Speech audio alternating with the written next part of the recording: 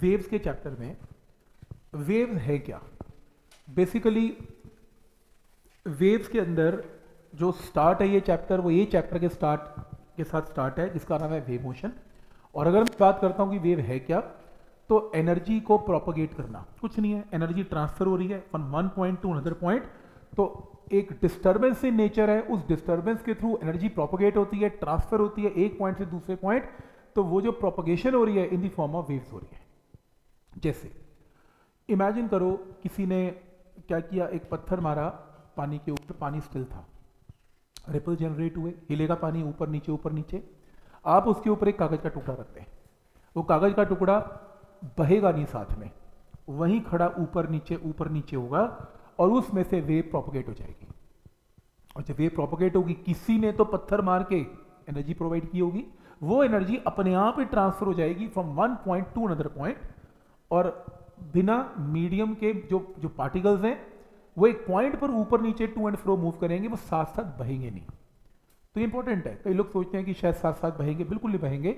आप समुद्र में चले जाएं, सी में चले जाएं, बहुत जबरदस्त वेव्स आती हैं, बोट तो वहीं खड़ी है ना, समुद्र के अंदर जाए तो सही, कितनी जबरदस्त वेव चलती हैं। देखो बोट ऊपर नीचे होती है, उसमें से एनर्जी प्रोपोगेट हो जाती है। दूसरा एग्जाम्पल अगर आप देखें तो स्टेडियम में देखें, मैच देखने कभी, तो पूरी वेव जनरेट करते हैं लोग। कैसे? स्टेडियम में एक ब्लॉक में लोग खड़े होकर बैठते हैं, फिर दूसरे खड़े होकर बैठते हैं, फिर तीसरे खड़े होकर बैठते हैं, चौथे खड़े होकर बैठते हैं। आप देखें बिल्कुल मैक्सिमम वेव चलती है उसमें, आपको दिखाई देगी पूरी वेव स्टेडियम के अंदर टर्न कर रही है।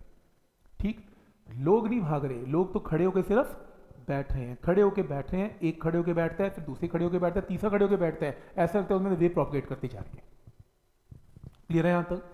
तो वेव प्रोपगेशन में एनर्जी ट्रांसफर होती है। अगर मैं बात करूं कि दो कौन सी ऐसी चीजें हैं वेव को प्रोपगेट करने के लिए, वेव ट्रैवल करवाने के लिए, दो कौन सी ऐसी जरूरी चीजें हैं जो होनी ही चाहिए, नहीं तो वेव प्रोपगेट नहीं कर पाएगी, बनेगी भी नहीं। और वो दो प्रॉपर्टीज हैं, इलास्टिसिटी और इनर्शिया। कैसे? मान लो आपने एक पत्थर मारा वाटर की सरफेस पे, तो ये जो पार्टिकल है ये कहां गया, ये नीचे मीन पोजीशन पे था, रेस्ट कर रहा था, ये एक्सट्रीम पे गया।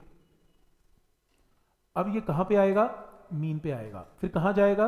ऊपर जाएगा। फिर कहां आएगा? मीन पे आएगा। एक बात बताओ, मीन से एक्सट्रीम पे गया, वापस क्यों आ रहा है? क्योंकि मीडियम में क्या प्रेजेंट है?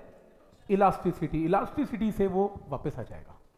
और क्योंकि उसको रुकना चाहिए था, पर उसमें क्या प्रेजेंट है? इनर्शिया ऑफ मोशन, वो ऊपर चला जाएगा। इलास्टिसिटी नीचे लेके आएगी, इनर्शिया और नीचे ले जाएगा। तो इस तरीके से एनर्जी लॉस आपने नहीं लेनी। इस पूरे चैप्टर में हम एनर्जी लॉसेस को नहीं लेंगे।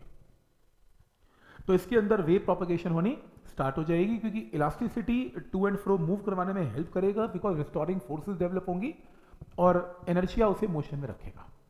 और इस पूरे चैप्टर में एनर्जी लॉसेस नहीं लेनी, अदरवाइज तो वेव प्रोपगेट होगी, धीरे धीरे रुक जाएगी। पर अदरवाइज हम क्या मानते हैं, एक बार वेव स्टार्ट होगी उसी एम्पलीट्यूड के साथ मूव करती हुई जाएगी। पेपर में आएगा दो प्रॉपर्टीज मार्क करो, तो प्रॉपर्टीज मार्क कर देना।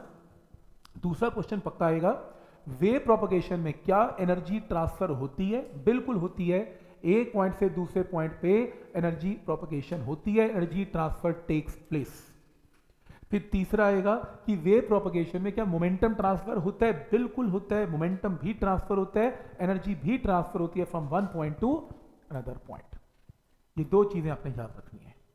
क्या यहां तक पॉइंट क्लियर है? यहां तक तो ये है आपकी वेव प्रोपगेशन, जिसके बारे में आज हम डिस्कस करेंगे।